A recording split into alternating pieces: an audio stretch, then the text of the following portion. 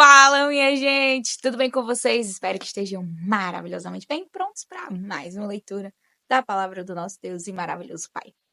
Hoje estaremos lendo o capítulo 15 de 2 Reis. Iniciaremos a leitura no livro de Tito, a carta que Paulo escreveu a Tito, no capítulo 1. Leremos também o capítulo 8 de Oséias e concluiremos a leitura nos capítulos 123, 124 e 125 de Salmos. Antes de iniciarmos a leitura, vamos a um momento de oração? Feche teus olhos.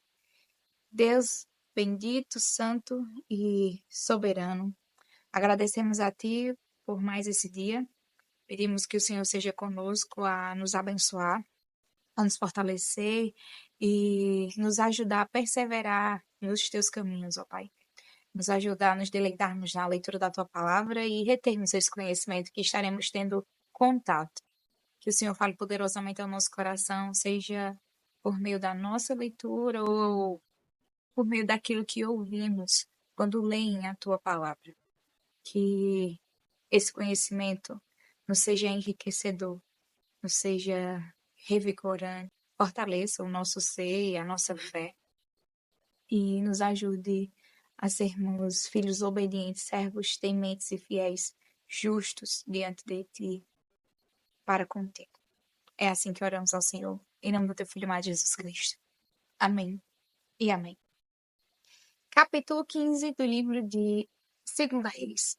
No 27º ano do reinado de Jeroboão, rei de Israel, Azarias, filho de Amazias, rei de Judá, começou a reinar. Tinha 16 anos de idade quando começou a reinar e reinou 52 anos em Jerusalém. A mãe dele se chamava Jecolias e era de Jerusalém. Ele fez o que era reto aos olhos do Senhor, segundo tudo o que Amazias, seu pai, havia feito. Apenas os lugares altos não foram tirados, e o povo ainda sacrificava e queimava incenso nesses altos. O Senhor feriu o rei, e ele ficou leproso até o dia da sua morte, e morava numa casa separada. Jotão, filho do rei, era responsável pelo palácio e governava o povo da terra. Quanto aos demais atos de Azarias e a tudo o que fez no estatuto escrito no livro da história dos reis de Judá, Azarias morreu e foi sepultado no túmulo de seus pais na cidade de Davi, e Jorão, seu filho, reinou em seu lugar. No 38º ano do reinado de Azarias, rei de Judá, Zacarias, filho de Jeroboão, reinou sobre Israel em Samaria durante 6 meses. Fez o que era mal aos olhos do Senhor, como tinham feito seus pais. Não se afastou dos pecados de Jeroboão, filho de Nebate, que este levou Israel a cometer. Salum, filho de Jabes, conspirou contra ele, atacou-o diante do povo, matou-o e reinou em seu lugar. Quanto aos demais atos de Zacarias, está tudo escrito no livro da história dos reis de Israel. Esta foi a palavra que o Senhor falou a Jeú. Os seus filhos, até a 4ª geração, se assentarão no trono de Israel. E assim aconteceu. Salum, filho de Jabes, começou a reinar no 39º ano do reinado de Uzias, rei de Judá. E reinou durante 1 mês em Samaria. Menahem, filho de Gade, foi de Tirza a Samaria. Atacou Salum, filho de Jabes, matou e reinou em seu lugar. Quanto aos demais atos de Salum e a conspiração que fez, está tudo escrito no livro da história dos reis de Israel. Saindo de Tirza, Menahem destruiu a cidade de Tifsa e todos os seus moradores, bem como toda aquela região, porque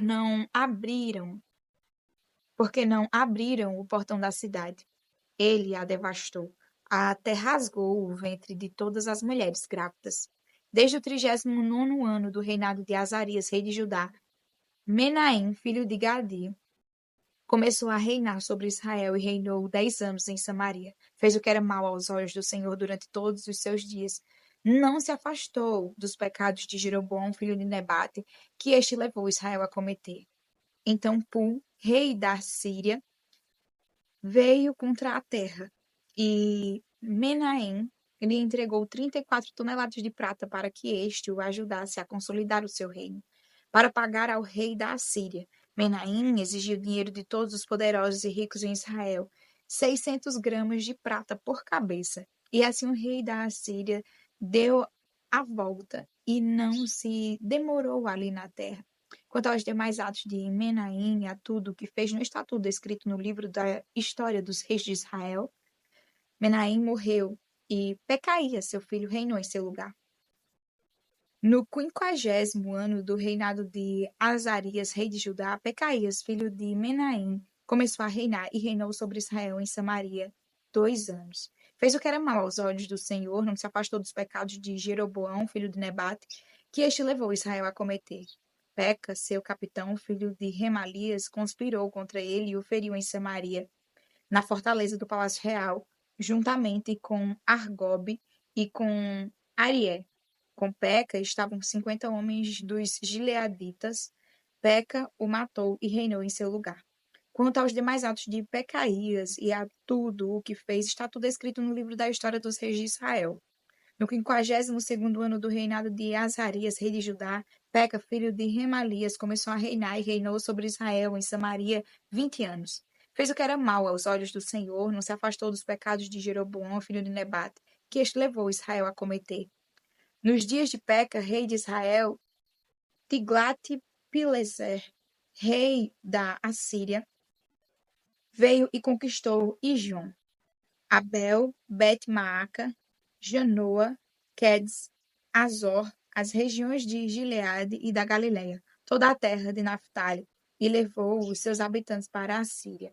Oséias, filho de Elá, conspirou contra Peca, filho de Remalias, atacou-o e o matou, e reinou em seu lugar no 20º ano do reinado de Jotão, filho de Uzias. Quanto aos demais atos de Peca e a tudo o que fez, está tudo escrito no livro da história dos reis de Israel. No segundo ano do reinado de Peca, filho de Remalias, rei de Israel, Jotão, filho de Uzias, rei de Judá, começou a reinar.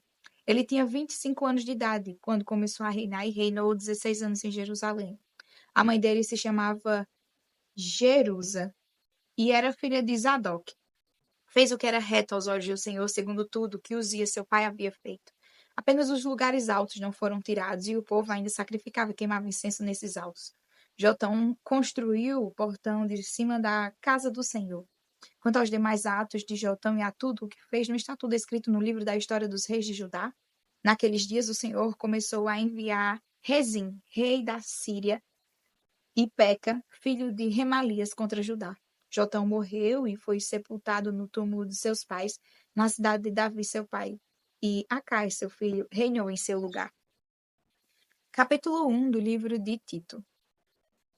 Paulo, servo de Deus e apóstolo de Jesus Cristo, para promover a fé que é dos eleitos de Deus e o pleno conhecimento da verdade segundo a piedade, escrevo na esperança da vida eterna, que o Deus, que não pode mentir, prometeu antes dos tempos eternos. E no momento oportuno manifestou a sua palavra mediante a pregação que me foi confiada por ordem de Deus, nosso Salvador, a Tito, verdadeiro filho, segundo a fé comum. Que a graça e a paz da parte de Deus Pai e de Cristo Jesus, nosso Salvador, esteja com você.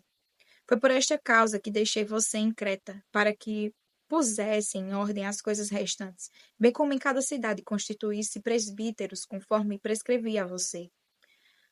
Alguém que seja irrepreensível, marido de uma só mulher, que tenha filhos crentes, que não são acusados de devassidão, nem são insubordinados, porque é indispensável que o bispo, por ser encarregado das coisas de Deus, seja irrepreensível, não arrogante, alguém que não se ira facilmente, não apegado ao vinho, não violento, nem ganancioso. Pelo contrário, o bispo deve ser hospitaleiro, amigo do bem, sensato, justo, piedoso, deve ter domínio de si, ser apegado à palavra fiel, que está de acordo com a doutrina, para que possa exortar pelo reto ensino e convencer os que contradizem este ensino. Porque existem muitos, especialmente os da circuncisão, que são insubordinados, falam coisas sem sentido e enganam os outros. É preciso fazer com que se calem, porque andam pervertendo casas inteiras, ensinando o que não devem, com a intenção vergonhosa de ganhar dinheiro. Foi um dos cretenses, um próprio profeta deles, que disse: os cretenses são sempre mentirosos, feras terríveis, comilões preguiçosos. Este testemunho é verdadeiro. Portanto, repreenda-os severamente para que sejam sadios na fé. E não se ocupem com fábulas judaicas nem com mandamentos de gente que se desvia da verdade. Todas as coisas são puras para os puros, mas para os impuros e descrentes nada é puro. porque tanto a mente como a consciência deles estão corrompidas. Afirmam que conhecem a Deus, mas o negam por meio do que fazem. É por isso que são abomináveis, desobedientes e reprovados para qualquer boa obra. Capítulo 8 do livro de Oséias. Toque a trombeta. Ele vem como a águia contra a casa do Senhor, porque transgrediram a minha aliança e se rebelaram contra a minha lei. Eles me invocam dizendo: Nosso Deus, nós, Israel, te conhecemos. Mas Israel rejeitou o que é bom, o inimigo o perseguirá. Eles estabeleceram reis, mas não da minha parte. Constituíram príncipes, mas eu não o soube. Com a sua prata e com o seu ouro, fizeram ídolos para si, para a sua própria destruição. O seu bezerro, ó Samaria, é rejeitado. A minha ira se acende contra eles. Até quando eles serão incapazes da inocência? Porque esse bezerro vem de Israel. É obra de artífice, não é Deus. Esse bezerro de Samaria será quebrado em pedaços. Porque semeiam ventos e colherão tempestades. O cereal que estiver por ser colhido não terá espigas e não haverá farinha. E se houver, os estrangeiros a comerão. Israel foi devorado. Agora está entre as nações como coisa de que ninguém se agrada, porque foram pedir ajuda à Síria, como um jumento selvagem que segue o seu próprio rumo. Efraim contratou amantes. Todavia, ainda que contratem amantes entre as nações para socorrê-los, eu os reunirei para o juízo.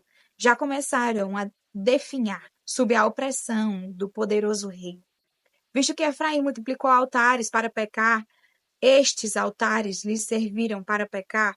Embora eu lhes escreva a minha lei em 10.000 preceitos, estes seriam tidos como coisas estranhas. Amam o sacrifício, por isso sacrificam, pois gostam de carne e a comem, mas o Senhor não os aceita. Agora ele se lembrará da iniquidade deles e castigará os pecados que cometeram. Vou mandá-los de volta para o Egito, porque Israel se esqueceu do seu Criador e edificou palácios, e Judá multiplicou cidades fortificadas. Mas eu enviarei fogo contra as suas cidades, fogo que consumirá os seus palácios. Capítulo 123 do livro de Salmos. A ti, que habitas nos céus, elevo os olhos. Como os olhos dos servos estão atentos às mãos dos seus senhores e os olhos da serva à mão de sua senhora, assim os nossos olhos estão atentos ao Senhor, nosso Deus, até que tenha compaixão de nós. Tem compaixão de nós, Senhor, tem compaixão, pois estamos saturados de tanto desprezo. A nossa alma está saturada da zombaria dos arrogantes e do desprezo dos soberbos. Capítulo 124 de Salmos. Não fosse o Senhor que estivesse ao nosso lado, Israel que o diga, não fosse o Senhor que esteve ao nosso lado quando os nossos inimigos se levantaram contra nós, eles nos teriam engolidos vivos, quando a sua ira se acendeu contra nós. As águas nos teriam submergido e a torrente teria passado por cima de nós. As águas impetuosas teriam passado por cima de nós. Bendito seja o Senhor, que não nos deu por presa aos dentes deles. A nossa alma foi salva, como um pássaro do laço dos passarinheiros. Rompeu-se o laço e nós nos vimos livres. O nosso socorro está no nome do Senhor, que fez o céu e a terra. Capítulo 125 de Salmos. Os que confiam no Senhor são como um monte de Sião, que não se abala, mas continua firme para sempre. Como em volta de Jerusalém estão os montes, assim o Senhor está ao redor do seu povo, desde agora e para sempre.